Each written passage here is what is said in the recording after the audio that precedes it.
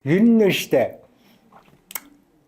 хүнд сэтгэлдүүлэх асар цөөхөн зүйл байдгийг. Тэрний нэг энэ.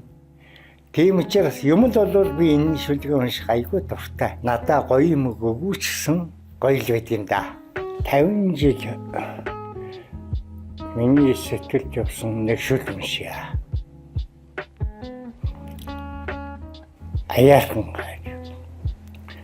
Аяархан чамдаа хэлсөг минь амьдралд бас аяархан байсан уу?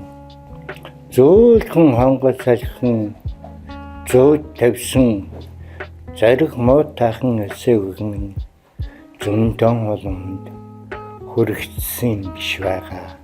Хором хизээвэ гэж хүссэн чим шиг хүдээсэн чим шиг хүмүүс асуух боллоо. Тэр цаг чив тэрээс холцоор чиний тухай шүлэг миний дэвтэд олширсоор шүлгэнд минь үлдэх гэж чи алдсан юм уу атсан юм уу аяархан чамдаа хэлсэг амьдралд бас аяархан байсан уу аяархан хайр минь анхны хайр минь. Энэ шүлгээ эзэнтэн зориулж уншиж өгч байсан уу? Бүр сүлд амар ойлж ижээ. Хүн чи их чанга хайрын тухай бичээд байгаа юм да. Наад шиг аюу аяархан. Би баг хижээч хүн штэ. Чамтайртай гэж. Тэгээ бүр 37-8 тэр ойлгосон байгаа шүү. Тэгээ надаа ихтгэн хэлэхгүй яасан гэсэн.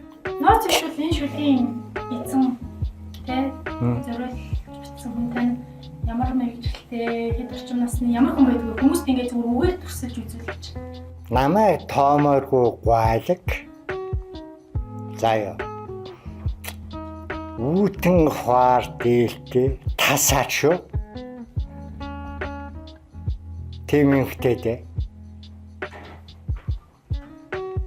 Хамгийн сүүлд тэр бүсгүйтэйгээ тэр эмэгтэйтэйгээ хизээ холбоо орсон бэ? Үргэлжил ярина. Зүгээр л. Голдоо би тэр ярьдаг штт. Залгаад юу хөө? Залгаад юу? Сайн уу? Би давгүйз. Одоо жоохон нас явчихаар бүр тэрийг хасан. Би давгүйз. Им ч юм байхгүй юу?